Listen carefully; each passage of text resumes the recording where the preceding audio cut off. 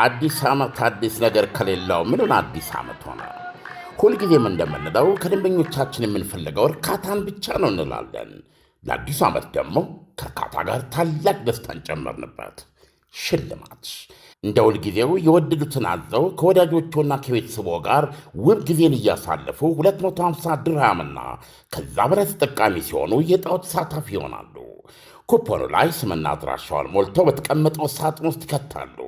ኦንላይን ለምታዙ ደንበኞቻችን ትዕዛዙ ከ250ና ከዛ በላይ ከሆነ ኩፖን አብረን የምንልክ ሲሆን ሞልተው በዱከም ሬስቶራንት በሚገኘው ሳጥን ማስገባቱን አይዘንጉ።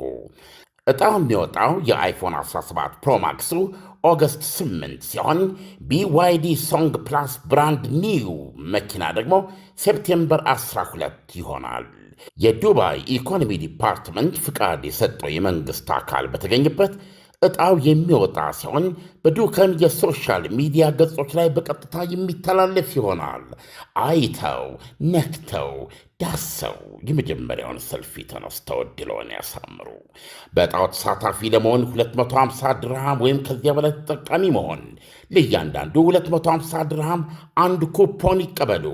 የኩፖን ብዛት ገደብ የለውም። ብዙ ሲጠቀሙ ብዙ ዕድል ያገኛሉ። ሕግና ደንቦች ተፈጻሚ ይሆናሉ። ምግብ በልተው መኪና የሚሸለሙ ከሆነ ከዱከም ውጭ የት ይመገባሉ? ለሁሉም ውድ ደንበኞቻችን መልካም ዕድል እንመኛለን። ዱካም ዱባይ። ጤና ይስጥልን አድማጮች፣ ይህ አዋዜ ልዩ ላልሰማችሁ ነው። ከመረጃዎቹ ጋር አብርሃም መኳንንት ነኝ። የቀድሞው የኢራኑ ጠቅላይ መሪ የአያቶላህ አሊ ካሚኒ አስክሬን ቆም ከተማ ደርሷል። የኢራን ምድር በለቅሶና በቁጣ እየተናጠ እንደሚገኝ መረጃዎች ጠቁመዋል። እስራኤል የሰፈራ አብዮት እንደምትጀምር የሀገሪቱ ከፍተኛ ባለስልጣን ይፋ አደረጉም። ሐማስ ለአሜሪካ መራሹ የፍልስጤም ሽግግር ኮሚቴ መንግስቱን አሳልፈው ለመስጠትና መንግስቱን ለማፍረስ ዝግጁ መሆኑን አስታውቋል። ስምምነት ላይ እንደርሳለን አሊያም የጀመርነውን እንጨርሳለን ሲሉ ፕሬዝዳንት ትራምፕ መዛታቸው ታውቋል።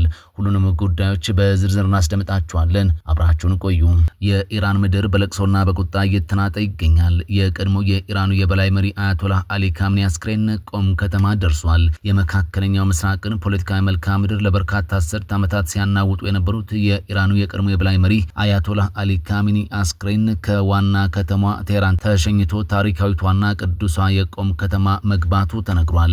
ይህ የሽኝት ስነ ስርዓት ተራ የሀዘን መድረክ ሳይሆን ቀጣዩን የመካከለኛው ምስራቅ ቀውስ ሊያቀጣጥል የሚችል ትልቅ የቁጣ ማዕበል እያስተናገደም ይገኛል። በሚሊዮኖች የሚቆጠሩ ዜጎች ወደ አደባባይ በመውጣት የቀድሞ ጠቅላይ መሪያቸውን በታላቅ የሀዘን ስሜት እየተሰናበቱ ነው። የአያቶላህ እና የአራት ቤተሰቦቻቸው አስክሬን በአደባባይ ሲያልፍም የተሰበሰበው ህዝብ በለቅሶ ብቻ አልተወሰነም። ይልቁንም መላው ህዝብ አሜሪካና እስራኤልን እንበቀላለን በሚሉ ዛቻና የቁጣ ድምጾች ተስተጋብቷል። የአስክሬን ሽኝቱ የተጀመረባት የቆም ከተማ እንዲሁ በአጋጣሚ የተመረጠች ከተማም አይደለችም። ከተማዋ በሺዓ ሙስሊሞች ዘንድ እጅግ ከፍ ያለ ክብርና ቅዱስ ተደርጋ የምትወሰድ ናት። እንደ አውሮፓውያን አቆጣጠር በ1979 በኢራን የተቀጣጠለውንና የፓህላቪን አገዛዝ የገረሰሰውን ታሪካዊ አብዮት በመደገፍና የተቃውሞ ማዕከል በመሆን ግንባር ቀደምም ነበረች።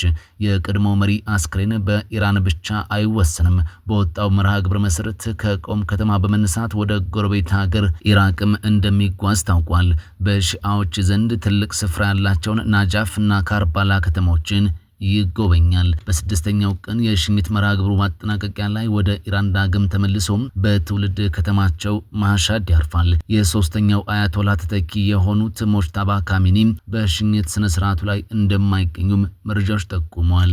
እስራኤል የሰፈራ አብዮት እንደምትጀምር የሀገሪቱ ከፍተኛ ባለስልጣን አስታወቁም። የእስራኤል የፋይናንስ ሚኒስትር ቤዛሌል ሲሞትሪች እስራኤል የሰፈራ አብዮት ብለው የሚጠሩትን ጀምራለች ሲሉ ድጋፋቸውን ሰጥተዋል። ይሄው እንቅስቃሴ በዌስት ባንክ የተወሰነ እንዳልሆነም ከፍተኛ ባለስልጣን አክለዋል። ዜና አለኝ አብዮቱን በሰፈራ ጀምረናል፣ እንዲሁም ኔጌቭና ገሊላ እንደርሳለን ሲሉ የቀኝ ክንፍ ሚኒስትሩ በኢንስታግራም ገጻቸው ላይ አስፍረዋል። እነዚህ አስተያየቶች የተሰጡት የእስራኤል ካቢኔ ሐሙስ ዕለት በማዕከላዊ የዌስት ባንክ 13 አዳዲስ ሰፈራዎችን ለማቋቋም እቅድ ካጸደቀ በኋላ እንደሆነም ተዘግቧል። በሌላ በኩል የአይሁድ ህዝብ ፖሊሲ ተቋም ባደረገው አዲስ የህዝብ አስተያየት ጥናት 60 በመቶ የሚሆኑት እስራኤላውያን በእስራኤል ውስጥ የእርስ በርስ ጦርነት ሊጀምር የሚችል ተጨባጭና እውነተኛ አደጋ እንዳለ ያምናሉ።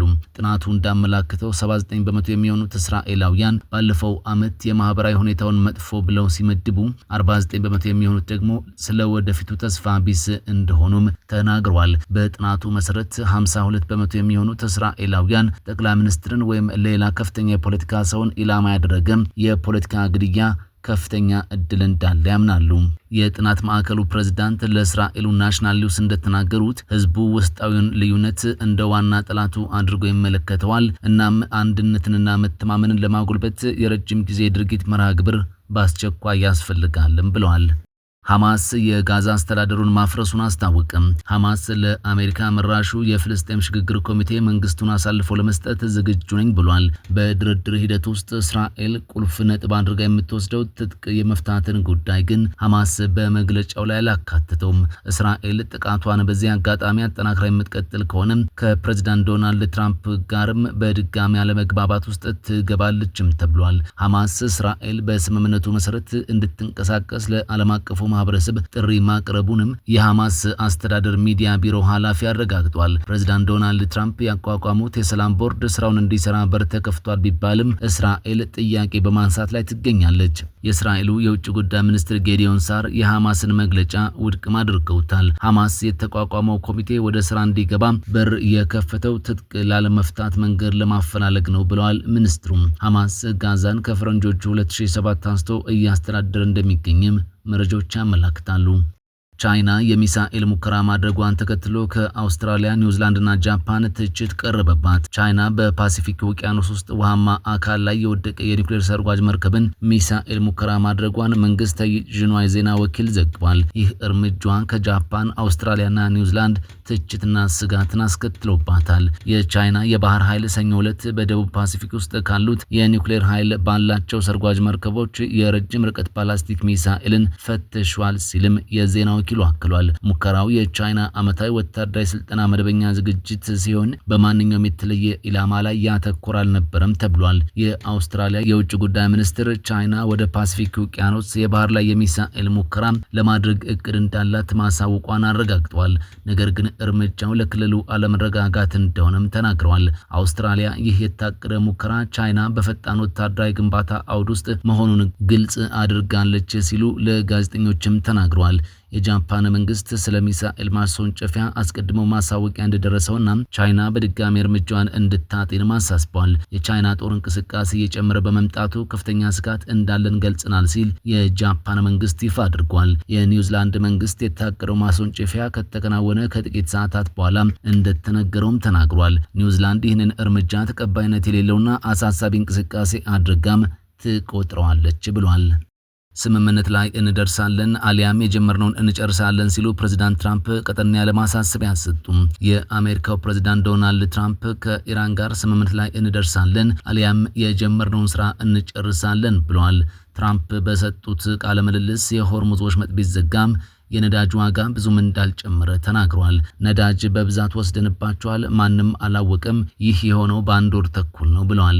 የኢራንን ባህር ኃይልና አየር ኃይል ማውደማቸውንም በድጋሚ አረጋግጠዋል። መቆጣጠሪያ ስርዓት እንደሌላቸው አውቀዋል። መቆጣጠሪያ ስርዓታቸው ስለወደመም በምሽት ኢላማ አድርገናቸዋል ሲሉም ፕሬዝዳንቱ ተናግረዋል። ትራምፕ ጉልበተኛው ባህር ኃይላችን ማንም አይቶት የማያውቅ እገዳ ጥሏል፣ ለ2 ወር አንድም መርከብ አላለፈም፣ ለስምምነት ስንቃረብ እገዳውን አላልተናል፣ ስምምነት ላይ እንደርስ ይሆናልም ሲሉ አክለዋል። ዞሮ ዞሮ እናሸንፋለን ወይ እንስማማለን አሊያም ስራውን እንጨርሳለን ብለዋል። ፕሬዝዳንት ትራምፕ 91 ሚሊዮን የኢራን ህዝብ እንዲጎዳ ስለማይፈልጉ ስምምነት ላይ መድረስን እንደሚመርጡም ተናግረዋል።